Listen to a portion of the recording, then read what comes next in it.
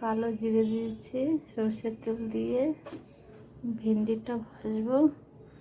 ডিম দিয়ে ভেন্ডিটা ভাজবো। ডিম দিয়ে ভেন্ডিটা ভাজবো।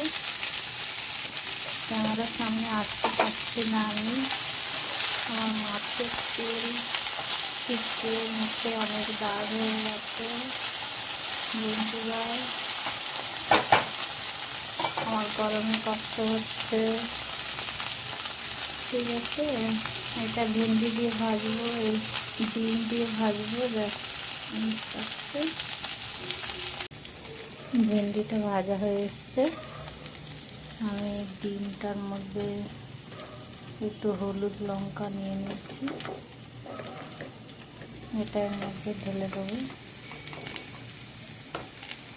দেখতে সুন্দর লাগবে।